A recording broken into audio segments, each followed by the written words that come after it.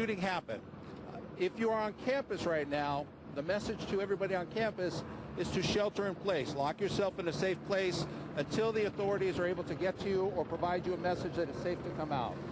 All the other reports that you're hearing from other sources, please wait until you hear it from an official source, either from LAPD, UCLA, the fire department, who is also on scene to help support us. But as we say, we have responded in an abundance of caution. There are a lot of resources here. The city of Los Angeles has been placed on a tactical alert citywide, which merely means it's a method for LAPD to reallocate resources where we need them to make sure that we can still handle the calls for service in all of the divisions. Does not mean that there's something going on in all parts of the city. As soon as we know more about what's going on here at UCLA, we'll be more than happy to provide that to you. Again, if you are not at UCLA, we ask you to stay away from the area. If you're on the roadways and you hear sirens, please pull to the right so our resources can get here. That we started to get our first reports that there was some sort of possible shooting on the campus. Then it was shortly followed by an alert from the campus telling students to steer clear of the engineering building, that anyone near the engineering building should avoid it, that they should shelter in place, that the campus would be on lockdown. That then the LAPD confirmed that there was some sort of a shooting, that 2 victims were down. We saw an intense police response. You can see it from these aerials. Officers arriving, a large number of black and whites, and the vehicles we've seen have not just been campus police. It has also been the LAPD. A tremendous response. We've seen officers wearing tactical gear. They had their long guns drawn, starting to enter the buildings, starting to clear a couple of these buildings, and it was almost immediate. The response was very, very quick. Well, initially, Ashley, we had heard that this may have been a student-teacher dispute, that was what LAPD was looking for. But we're getting some new comments from LAPD Police Chief Charlie Beck. And in some recent comments he made, he says that this is unfolding to be a much more complicated story. We know that the gunman is a 2013 UCLA PhD grad, Minox Sarkar. The person he killed was his professor, a man he once considered his mentor. That professor's name is William Klug. Now, after all the mayhem yesterday, when law enforcement were finally able to get into that room to examine the gunman's body, what they found on him were 2 handguns legally purchased in Minnesota. He also had some some rounds in a backpack. They also found a note, and on that note were a number of names. The police chief describing that note as a kill list. Some names that were on that list, according to the LAPD chief, there was another UCLA professor. That professor is fine. But based on that note, they did go to Sarkar's Minnesota residence, and at that residence, they found the body of a woman who had been shot and killed. Now, the LAPD is asking for help to find Sarkar's car. From the timeline that they are beginning to piece together, they believe that Sarkar drove from Minnesota here to UCLA, and then the mayhem from yesterday. It's hard to even fathom it. To have your son grow up without a dad is rough. Loved ones grieving this morning over the shooting death of UCLA engineering professor William Klug. Klug was a husband and father of 2, the coach of his 10-year-old son's Little League team. Never a negative word, always very positive. Kids loved working with him because he was such an easy coach to work with. The professor of mechanical and aerospace engineering was inside the same building where he taught his classes Wednesday morning. It was a normal day on campus, upwards of 25,000 students. Shortly after 10 a.m., hundreds of police, SWAT officers, and the FBI stormed the Los Angeles campus after reports of 3 gunshots coming from one of the school's engineering facilities. I'd suggest going back that way. The campus on lockdown, police shutting down streets and paralyzing parts of the city. People are crying, people are nervous, they're shaking. Inside, terrified students scramble to hide. I closed the door with keys and barricade the doors and turn off the lights. some unable to lock the classroom doors, barricading themselves in and tying cords and belts around the handles. Our primary goal right now is to review all of our security procedures. Security cameras capturing the SWAT team sweeping campus buildings, only to find the bodies of Professor Klug and another as yet unidentified male, a murder-suicide. Tonight, investigators are still piecing together just what happened in this building on the campus of UCLA. Police say shortly after 10 this morning, they responded to 911 calls from witnesses reporting gunshots in Building 4 of the UCLA engineering facility. As police responded in force, the campus was put on lockdown, shutting down streets and paralyzing parts of Los Angeles. Inside, terrified students barricaded doors, hiding from what they were told could be an active shooter. And people are crying, people are like nervous, they're shaking, and every few minutes we hear that there's another shooter at a different location. And sometimes it sounds like it's moving closer to us. Another student said she was hiding under a table in the library with about 50 others. Currently, we have all the lights off, our windows are blocked, we had a crowbar on the doors. As city and campus police, along with the FBI, began searching the scene, sources say they found 2 bodies, but were not clear if there was still a suspect on the loose. Our tactical teams are going in with SWAT.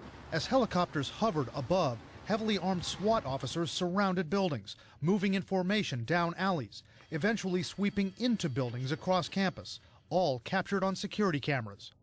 Hours later, police say they no longer believed anyone was at large, but continued to clear buildings, canceling classes for the rest of the day. There's no evidence to support outstanding suspects at this point, but we are, out of an abundance of caution, going to continue our search. Now, police are now saying they believe this was a murder-suicide. No word yet on the identity of the shooter or of the victim or of the motive for this incident. Police would also not answer whether a suicide note was found. We're going to begin today with some breaking news in our national lead. Deadly gunfire on a college campus. It started with a report of an active shooter. Then, of course, the inevitable lockdown. Scenes such as this one. Students using equipment, classroom equipment, to barricade themselves into the room, posting photographs on social media as police fanned out across the 400-acre UCLA campus, soon announcing that they had found 2 people dead. Let's bring in CNN correspondent Stephanie Elam. She's at UCLA. Stephanie, is the threat to public safety now over? Yes, that's what we understand now, Jake. In fact, we were standing out here as students started returning to campus. It was very much deserted for most of the morning as police were searching for potential other people on the loose who may be shooting. And now what we understand is that it was a murder-suicide that happened in an office inside the building that you see behind me here, Engineering 4 on UCLA's campus. It happened around 10 o'clock in the morning local time. This happened. The campus wasn't reopened again until about 12:15 or 12:30 or so. So people now just coming back out and finding out. But the police chief saying that this murder-suicide was contained, but out of an abundance of caution, they were searching through the rest of campus to make sure that there was no other threat. But we do know that it was 2 adult men that lost their lives by gunshot wounds here in this building behind us. Still not clear who these men are or why this murder-suicide happened. But obviously a very tense time for these UCLA students as they're heading into finals. I talked to one student. He said he was concerned about what was going on campus, but he was more concerned about missing out on his finals. So many of these students getting close to graduation next Friday, so they were concerned. But at this point, I can tell you that classes here for the rest of the day are canceled, and they're expected to resume tomorrow, Jake. All right, Stephanie. Suicide occurred in the at about 10 this morning. A homicide and a suicide occurred in the engineering facility, part of the UCLA campus on the south side. It appears it is entirely contained. We believe there are no suspects outstanding and no continuing threat to UCLA's campus. We're in the process of releasing students from lockdown, but we need to do so in an orderly fashion and in a way that allows us to make sure there are no other participants. At that point, this investigation will be handed over to Robbery Homicide Division of the Los Angeles Police Department. The coroner will take custody of the bodies, and this will become a homicide investigation. I would say that there's about 100 other students with me right now. 100 other students. And so, Teddy, describe the scene. Sort of, everybody was sort of just, getting their breakfast, and we were in line, and we got the alert, and a woman said, this is not a drill. Everybody, get to the back of the dining hall because, we just have to stay away from the windows. So we're all crowded back here. We've been here for at least an hour and a half at this point, and people are crying, people are nervous, they're shaking. We're unsure because we're getting all this information from our friends, and everybody's telling us something different, and every few minutes we hear that there's another shooter at a different location, and sometimes it sounds like it's moving closer to us. So it's just a very stressful situation. That is the tough part in situations like these. There are not enough facts to go around to understand what's happening. How are you feeling? I have not stopped shaking for the last hour and a half. I'm praying for any students that are, still out on campus right now. I'm praying for anybody that's in the engineering building. My roommate left. She walks past there, every morning, and I couldn't get a hold of her for half an hour, and it was one of the scariest half hours of my life. So it's just a very anxiety-producing situation. Yeah. These are stills. This is closed-circuit, TVs within hallways. I don't know if this is specifically the engineering building where apparently the shooting took place, or just another building on campus here. But it's police searching and clearing the hallways. Can you talk me through these pictures, Bernard? Well, listen, these are the special operations teams, the SWAT teams, if you will, that are going to have to clear these buildings, remove the students, get the students out of the way, and then search for possible suspects. Tom Fuentes brought up a really good point, and I think this is going to be the time restraint, if you will, on knocking this investigation down in time, and that is the internal cameras of the facilities. If they identified where these two victims are, they know where they are, they've already gotten them out of there to the hospital, that's going to be the first focal point of the cameras. The intelligence guys are going to go in, they're going to pull that data, they're going to look at those cameras, look at what happened prior to and after. They'll have a pretty basic idea, a good idea, of whether or not there were any other shooters. Everyone here is just trying to stay informed about what's going on and stay away from windows and be safe. Tell me how you were first alerted to what's happening. We were in the middle of a meeting, and the meeting was supposed to end at 10, so maybe around 9:45.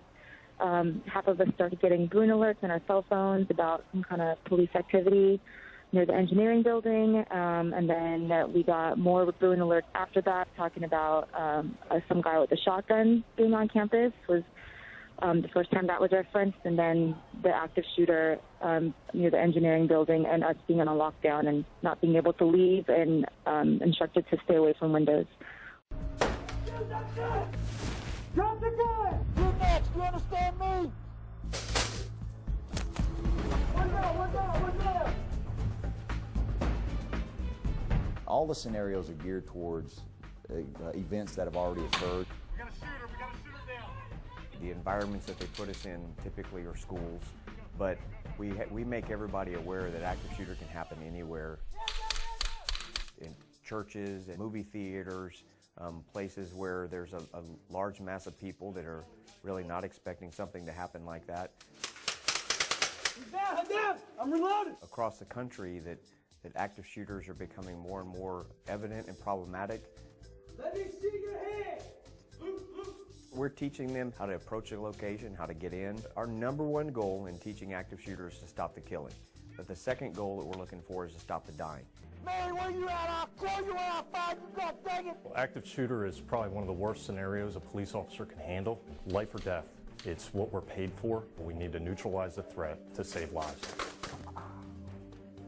The simunition training, it's as close to real life as you can get them. Their heart rate is spiking, they're nervous. It's the best you're ever going to do without actually shooting real bullets at a person.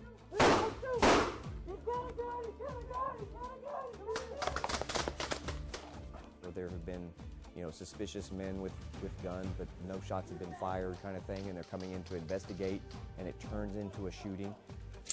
They've dealt with explosives, IED kind of awareness. I'm gonna kill him in 10 seconds. 10, 9. They're also dealing with hostage situations. Training builds confidence. A lot of these guys don't have much confidence because they don't get environments like this. The lessons we learn under stress is the lessons we retain the longest. I mean, this was actually a really good job. All this done right here. Weeks after they've gone through the training, they've actually been involved in incidences, and it's helped them survive those incidences, so it is helping.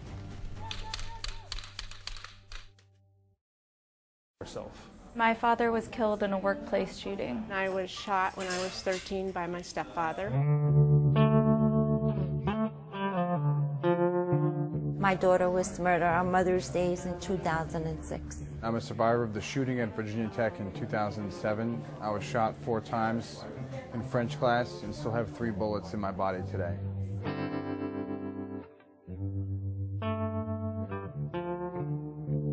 Fundamentally, what we have to do in America to reduce gun violence is not let the gun industry write our laws and our rules. No one should feel the pain that I have in my heart right now. I live with this 24 hours a day. Every minute of the day, I have a hole in my heart where my son was. We need universal background checks. We need to close the gun show loophole. I would like to see that the issue of guns and mental health addressed, because in so many cases, they're tied together.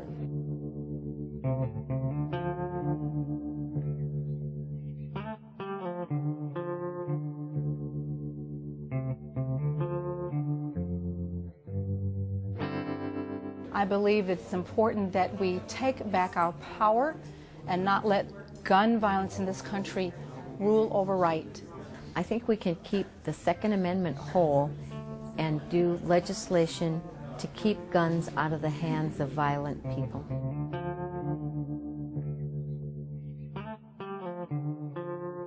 I'm a gun owner and a hunter, and we can do better than this, because what we're doing now is awful.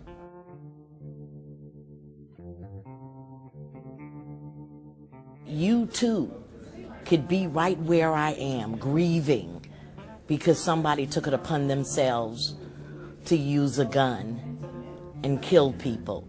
I'm the mother no one wants to be, and you don't have to be. It's time for every American to stand up and say we've had enough, and we'll do whatever it takes.